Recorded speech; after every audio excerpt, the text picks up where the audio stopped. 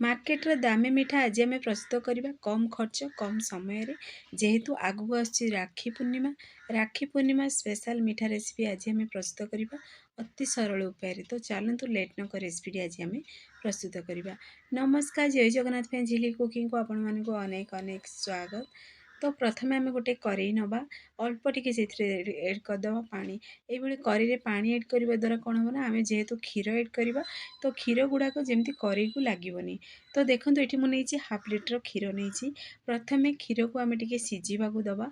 तो कंटिन्यू पूरा ये मीडियम फ्लेम में रखी क्षीर को टे सीझेबे। तो सर गुड़ाक देख चारि साइड लगे मैंने मिक्स कर दे। तो क्षीर सीझिला भितर एवं चलतु आम आग प्रणाली प्रस्तुत करवा।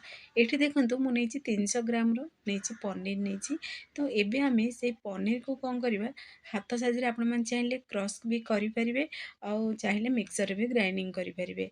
तो जेहेतु पनीर को सॉफ्ट बनइबार अच्छी तो ये देखो गोटे छुरी साहाय्य पनीर को पूरा छोट छोट पीसेस ये कटिंग कर दूसरी जमीक पूरा इजिली मिक्सर ग्राइंडिंग आम कर। तो मु मार्केट रो पनीर नहीं आपण मैंने चाहिए क्षीर को छिंडेगिरी छेना बनईकरी भी ये रेसिपी प्रस्तुत करें। तो ये आम जार सब खंड कर सारी मिक्सर आपको ग्राइंडिंग करदे। तो ग्राइंडिंग करने समय रही रहीकि ग्राइंडिंग करेंगे। तो देखिए परफेक्ट ये पूरा जमीक आपण मैंने हाथ साहाय्य छेना को जमी चकुचंदी से भाई प्रोसेस रे ही चकु पूरा सॉफ्ट बनिकी रेडी हो। आपण मैंने चाहिए हाथ में भी आपको भलसे चकुटी रेडी करेंगे। तो ये देखो पुणी थे मुझे 2 ରୁ 3ଟି अलैच को एड कर मिक्सर ग्राइंडिंग करदेली। ते भितर क्षीर भी देखो ये आम टे गाढ़ा हो सारा जेहेतु आम हाफ लिटर क्षीर एड करते। तो हाफ लिटर क्षीर देखो किसी क्वांटिटी ये क्षीर कमी भी जाइए। तो क्षीरटा टे बहलिया भी बनी जाइए। तो ये आम से पनीर को एड कर पुणी थे टे भलसे मिक्स करदे। छेना को एड कर भलसे मिक्स करदे। आउ जो छेनाटा पूरा ना जमीक पूरा देखिए क्षीर छेना सब पूरा मिक्स होगी पूरा जो पर्यंत गाढ़ा न बनी बलिया न बनी से पर्यंत आम टे मिक्स करवा। यही समय गैस आंच पूरा मीडियम फ्लेम में रखिए। जेहेतु देखो आम से छेना को एड कले तो देखो छेना पूरा पानी गुड़ा केते गुड़ा पूरा बाहर भी। तो ये आम पुणी थे भलसे मिक्स करवा। आती मीठा खाइबे से अनुसार से एड करदे चीनी।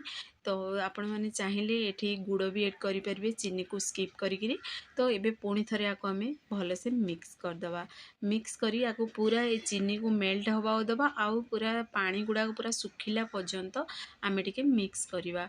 तो आपण मैंने चाहिए ये कालाकांद भी बनई पारे। तो मुझे गोटे छेना मीठा गोटे प्रस्तुत कर मार्केट रो दामी मीठाटा। तो आपण मैंने घरे पूरा इजिली प्रस्तुत करेंगे कम खर्च प्रस्तुत करेंगे। आ 5 ରୁ 10 मिनिट बनईकी रेडी करेंगे। अति सरल उपाय बनिकी रेडी हम। आ देखिए प्रथम थर भी बनाऊँ ना परफेक्ट बनिकी रेडी हम। तो देखो ये सबूतक छेनार पानी गुड़ाक पूरा सुखी जाइए क्षीर गुड़ा सुखी जाइए क्षीर गुड़ा पूरा ये मिक्स हो सारी। तो देखो खोआर पूरा स्ट्रक्चर आसी। तो यही समय आपण मैंने चाहिए जदि कालाकांद बनवाक चाहूँगी ताहले आपण मैंने आपको जेकोसी ट्रे रे भी सेट करेंगे।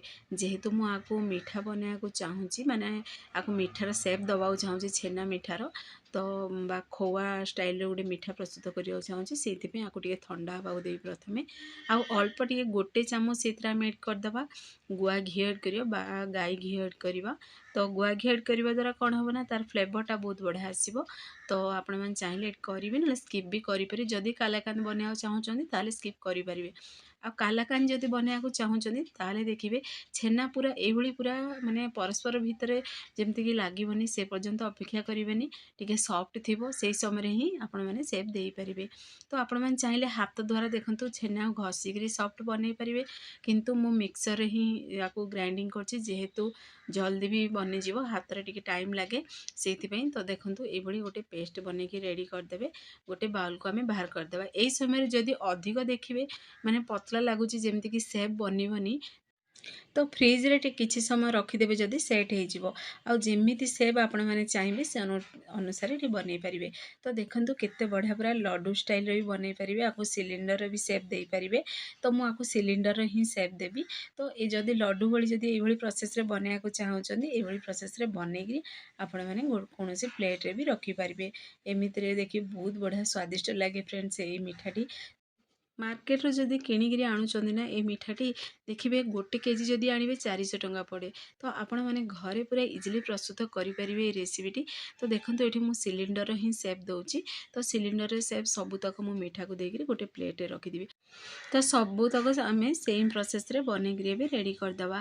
ତ ଦେଖନ୍ତୁ ଏଠି ମୁଁ 2ରୁ 3 ପିସ୍ ବନେଇ ବି ସାରିଲିଣି। ତ ଆଉ ଗୋଟେ ପିସ୍ ବି ଆପଣମାନଙ୍କୁ ବନେଇକି ଦେଖାଇ ଦେଉଛି। ଏ ମିଠାଟି ଦେଖିବେ ବନେଇବାଟା ବହୁତ ଇଜି ଆଉ ଖାଇବାକୁ ନା ବହୁତ ସ୍ୱାଦିଷ୍ଟ ଲାଗେ। ଏ ଖାଇବା ସମୟରେ ଆପଣମାନଙ୍କୁ ଖୋଆର ହିଁ ଟେଷ୍ଟ ଆସିବ। ଆଉ ଏହି ଟେଷ୍ଟଟା ଆପଣମାନେ ଖାଇକି ଥରେ ଜାଣିଦେବେ ଯେ ମାର୍କେଟରୁ ଏ ମିଠାଟି ମିଳେ ଆଉ ଆଣିକିରି ଯଦି ଖାଇଥିବେ ତାହେଲେ ଜାଣିଦେବେ ଆଉ ଟେଷ୍ଟଟା କେମିତି କ'ଣ ବନୁଛି। ତ ଆପଣମାନେ ଏ ତରିକାରେ ଘରେ ନିଶ୍ଚୟ ଟ୍ରାଏ କରନ୍ତୁ। ଏ ରାକ୍ଷୀ ପୂର୍ଣ୍ଣିମାରେ ଘରେ ନିଶ୍ଚୟ ଟ୍ରାଏ କରନ୍ତୁ ଆଉ ନିଜ ଭାଇଙ୍କି ଖୁଆନ୍ତୁ ନିଜ ହାତରେ ମିଠା ବନେଇକିରି। ତ ଦେଖନ୍ତୁ କେତେ ବଢ଼ିଆ ଆମର କେତେ ସାରା ମିଠା ବନିକି ରେଡ଼ି ହେଇସାରିଛି। 300 ଗ୍ରାମର ଆମେ ନେଇଥିଲେ ଏଠି ପନିର, କିନ୍ତୁ କେତେ ସାରା ମିଠା ବନିକି ରେଡ଼ି ହେଇଛି। ଆଉ ଏଠି ଯେମିତି ସୁନ୍ଦର ଦେଖାଯିବ ସେଥିପାଇଁ ମୁଁ ଅରେଞ୍ଜ ଫୁଡ୍ କଲର୍ ଅଳ୍ପ ଟିକେ ଏଡ୍ କରିଛି। ଏଇଟା ପୁରାପୁରି ଅପସନାଲ୍ ଅଛି, ଆପଣମାନେ ଚାହିଁଲେ ଏଡ୍ କରିବେ ନହେଲେ ସ୍କିପ୍ କରିପାରିବେ। ଆଉ ଏମିତିରେ ବି ଆପଣମାନେ ମିଠାଟି ଖାଇପାରିବେ। ତ ଦେଖନ୍ତୁ ଫାଇନାଲି ଆମର କେତେ ସାରା ମିଠା ବନିକି ରେଡ଼ି ହେଇସାରିଲାଣି। ପାଖାପାଖି 1 କେଜି ମିଠା ବନିକି ରେଡ଼ି ହେଇଛି ଆଉ ବଡ଼ ବଡ଼ ପିସେସ୍ରେ ମୁଁ ଆକୁ ସେପ୍ ଦେଇଛି। ତ ଫାଇନାଲି ଆମର ପ୍ରସ୍ତୁତ ହେଇସାରିଛି। ଫ୍ରେଣ୍ଡସ୍, ଆପଣମାନେ ଯଦି ଭିଡ଼ିଓଟି ପସନ୍ଦ ଆସିବ ସାଙ୍ଗମାନଙ୍କୁ ସେୟାର କରନ୍ତୁ, ଲାଇକ୍ କରନ୍ତୁ। ଚ୍ୟାନେଲରେ ଯଦି ନୂଆ ଅଛନ୍ତି ଚ୍ୟାନେଲକୁ ମୋର ସବସ୍କ୍ରାଇବ୍ କରିଦିଅନ୍ତୁ, ବେଲ୍ ଆଇକନ୍କୁ କ୍ଲିକ୍ କରିଦିଅନ୍ତୁ, ଯାହାଫଳରେ ମୋର ସବୁ ଭିଡ଼ିଓ ନୋଟିଫିକେସନ୍ ପ୍ରଥମେ ଆପଣମାନଙ୍କୁ ପହଞ୍ଚିବ। ମୁଁ ଏମିତି ଇଜି ଭିଡ଼ିଓ ନେଇ ଆସିବି, ଆପଣମାନେ ଦେଖିକି ଘରେ ନିଶ୍ଚୟ ଟ୍ରାଏ କରନ୍ତୁ।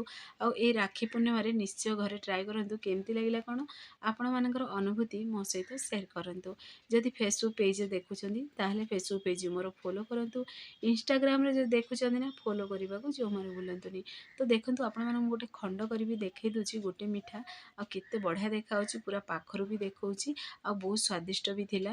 ତ ଦେଖନ୍ତୁ ଖଣ୍ଡ କରି ଦେଖାଉଛି, ଭିତରେ ବି ପୁରା ଷ୍ଟ୍ରକ୍ଚର୍ ଦେଖନ୍ତୁ କେତେ ବଢ଼ିଆ ପୁରା ବନିକି ରେଡ଼ି ହେଇଛି।